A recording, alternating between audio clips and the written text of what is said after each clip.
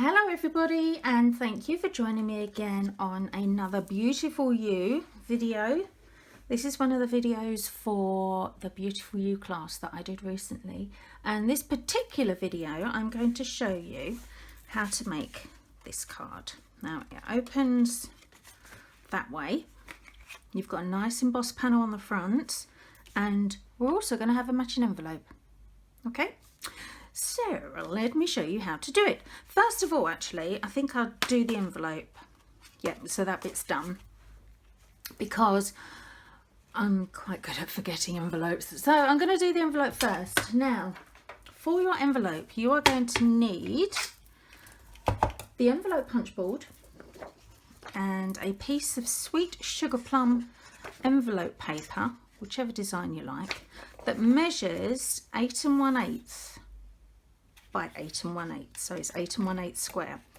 And what you're going to do is line it up at 3 3/8. All right, so right here, punch and score. Turn it, line your score line up with your little bit that sticks out, punch and score. Turn it again. So we're going to go all the way around, lining up with the score line that we've just done and punching. Whoops, that was a bit of a squiffy one, wasn't it? And then when you've done all your score lines all the way around, let's move those little bits out the way, pop them in there. Just go from the back and pop it in, because we're just going to round off these corners. So you just turn it round, give it a punch, give it a punch, and give it, ooh, put it in first, then give it, oh my word, what am I doing with this one? Get in and punch. That's better. Got a bit of a mess with that one, didn't I? Right, whoops. Just move that out the way, because we're done with that now. And all you need to do is just fold over your score lines, grab yourself some snail, where's mine, there it is, and fold your sides in, fold your bottom flap up. Be very careful to look where these two meet, all right, because what you don't want to do is put adhesive on that point there. If you do, you're going to stick it to the envelope, which isn't quite what we're aiming for. So we need to come down about there-ish. Now I'm only eyeballing this, I'm not being particular or careful. You just need enough adhesive to hold those sides in. Okay, so there is our envelope done, looking all nice and yummy. Now let's do our card. Where should I pop that? I'll pop that over there. Now for your card, you are going to need Memento ink, your card base, a lace doily, and a few little bits and pieces. Now if I talk you through, I'm just trying to get my bits and pieces, what I've got here. Now your card base is simply a sheet of craft. Now our craft cardstock is 12 by 12. So what I've done is I've deliberately cut this card to be 4 inches across. That way you can actually get 3 cards out of one sheet of craft cardstock. All right. Now the front panel has been embossed using the Petal Burst embossing folder. Now when you use this folder and you're doing a whole card front, when you line up, whoops, do it around this way, don't go past your score line, all right? In fact, put your score line slightly above where the embossing is going to finish. That way you can still fold your card and you don't end up messing up the other side as well, all right? So I embossed the front, and I actually did the, I don't know what it's called, you know, the one where it goes in rather than out. Whatever that is. See, that one's gone in, that one's gone out. The out bit is going inside, and yeah, right, like that. Do it like that, okay? Using your Petal Burst embossing folder. Now, on the front of your card, you need a strip of Designer Series paper in the Sweet Sugar Plum, and this is all from the Designer Series in colour paper stack. Okay, so you get, what do you get? You get 20 sheets. Yeah, no you don't, you get 40 sheets for £20. That's what you get. So I've cut a strip, and my strip measures 1 1/4 by just over 6 inches, and the reason I've gone just over is so that I can actually trim the bottom properly. So first thing I'm going to do is stick that one, if I can see where I put my snail. Ah, there it is. So I'm going to pop a bit of adhesive on the end, and I'm going to line this up right at the very top and along this edge. I'll probably come, yeah, I've come down by, gosh, about 1/2 millimetre, just so the card opens and closes nice and easily. Now I'm lining up right along that edge. Stick it down. Don't stick it too hard, because obviously you don't want to flatten the embossing pattern that you've done, but just smooth it down. It will hold quite well once the adhesive sets, and then just grab a pair of scissors and carefully just trim off that bit that's overhanging, and that way you're going to have a perfectly sized strip. Okay, right, next thing we're going to be doing is we're going to grab our doily. Now, actually no we're not. Yeah, no we're not. Let's do the stamping first. Shall we? Shall we not? Shall we? Shall we not? Shall we? Shall we? Shall we? Shall we not? Right, sorry, got to carry it away. Right, stamping block. I have got stamping block I, so the long wide one. Okay, my strip of Whisper White cardstock measures 5 inches by 2 inches, and I'm going to be using this one. And wishing you brighter days to come. Where's that? That's up there. What I've actually done, in case you was wondering, the Beautiful You stamp set actually comes in 2 boxes, and what I've done is I've actually put mine into 1 box only to save room, which is quite easy to do. I've put the other stamp case cover inside, popped all my stickers in, put all my stamps in. It just means that it saves a bit of space for me. Now I'm going to line this up so that I've got it on my piece of card. Now I know this is the straight bit, all right, that bottom bit there, so that's the one I'm going to use to get it straight. Now I want to center it as best as I can, so I'm looking at this edge of the umbrella and this edge of the water. And then my sentiment is going to go underneath. Now if I stamp it like this, I'm not going to be able to get my bow on the card properly. See where the bow goes across the bottom? So what you need to do is you need to make sure you've gone up a little bit. Now you're not going up enough for the bow to actually fit right across the bottom, but obviously you need to be high enough that you're going to be able to get it on there. So we're going to go about there. Okay, put my block on, and now I know it's all nice and perfectly lined up. Actually that sentiment isn't straight, is it? Wait a minute, sorry, I just need to go out the camera so I can straighten that sentiment up. There we go, that's better. Right, Memento ink. Ink up your stamps. Now the reason I'm using Memento ink rather than any of our other inks is when this one dries, it's not pure black. It's got a very, very, very slight tinge of grey to it. And because this is quite a subtle colour that we're using here, I don't want black because it will just be too much, too harsh. So I'm just going to make sure that's on there properly, nice and stamped. There we go. So there's our panel, if you like.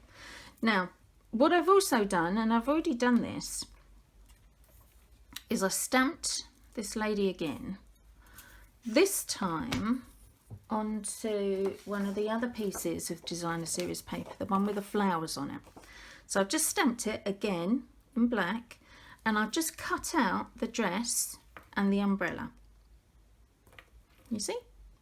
Because this is where we're going to do the paper piecing part of it. Now with the paper piecing, you are literally using pieces of paper to stick on. So I've stamped it, I've cut it out. If I can find my glue, I will stick it on. Sorry, leaning in the camera. I'd forgotten to get it out. Right, so all I'm going to do is just pop just a little bit of glue on the back. You don't need a lot, just a tiny amount. Line that up on the stamped image. Now, because these images, these stamped images, have got these nice bold black lines, it makes it really easy to do this technique and to line it up properly, which I love, because to be perfectly honest, I hate fussy cutting. Really don't like it. I'm not very good at it, and I try and avoid it whenever I can. So when I first saw this technique, I thought, oh no, I really like it, but there's no way I'm going to be able to do it. But actually it's really simple. The trick is to use a stamp set that's got bold lines on it. I think if you used a stamp set that only had very thin lines, then it would be much harder. Well, for me it would anyway. But having these nice thick bold lines makes it really easy to do. Love it, love it, love it, love it. Right, okay, so now we need our doily. Now, this is one of the lace doilies. Where's the number? Oh, there's the number, 142793. And you've actually got 24, I believe. Yeah, 24 doilies. And these are laser cut, so you've got a perfect cut on them.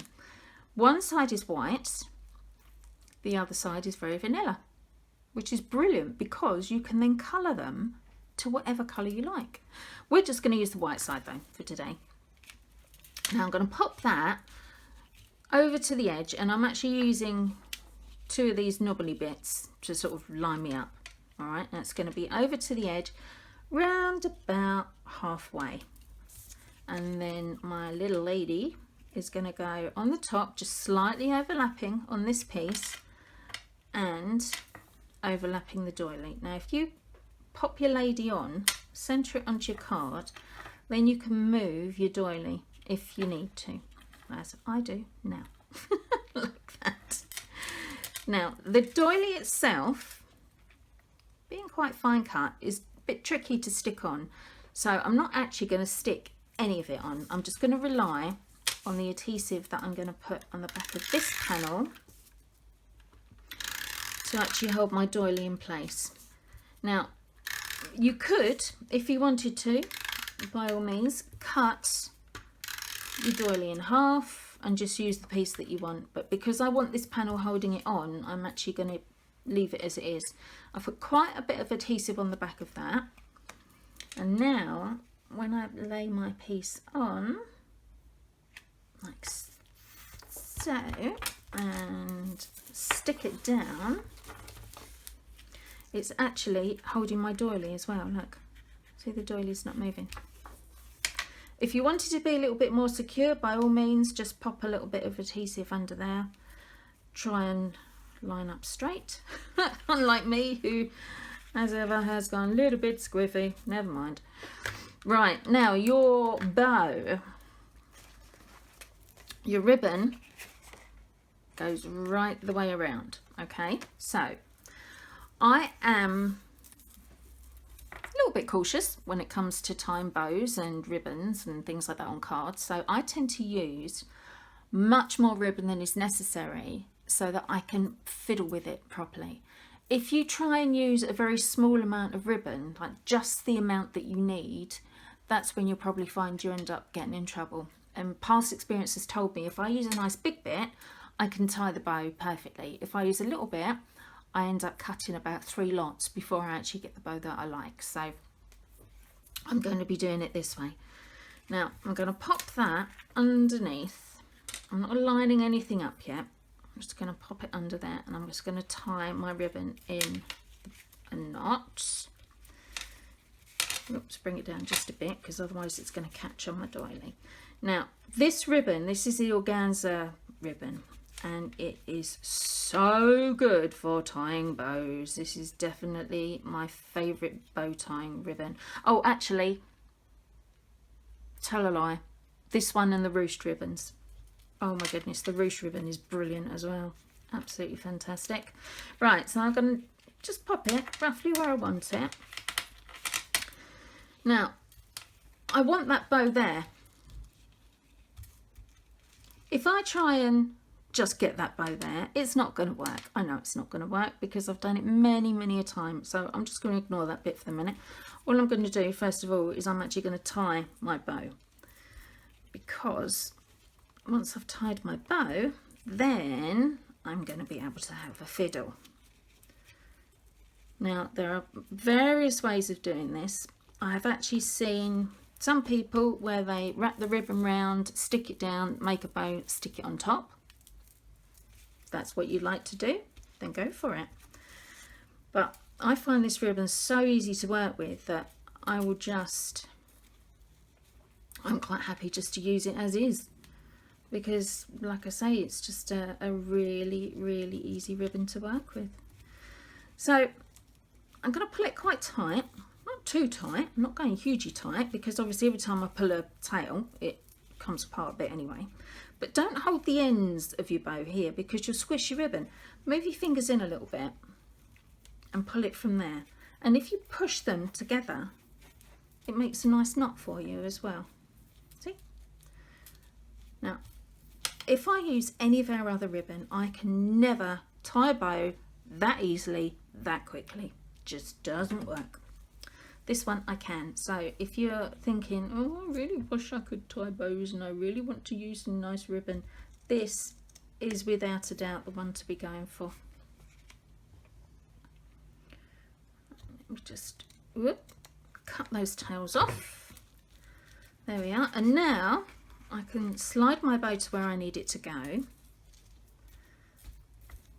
Actually, let's trim that one up a little bit because that's a little bit longer than the other one. And to make sure my bow doesn't move, I'm going to use my glue dots. Where's my poker tool? There we go. And I'm just going to grab a glue dot and just pop it behind my bow where I want it to go. Stick it down. And we're done. There we go. So there is your first card, one of your cards. And the next thing you need to be doing is making the packaging that goes with it, because all of these projects have got a card and a packaging thing that go with it. All right, so there's your first one, or maybe your last one, depending what order you're doing it in. I'm filming, this is my first one. Right, okay, don't forget to check the other videos and carry on making your projects. I hope you enjoy them. Smooth those out of the way, make it look nice and pretty. There you go. See you in a minute.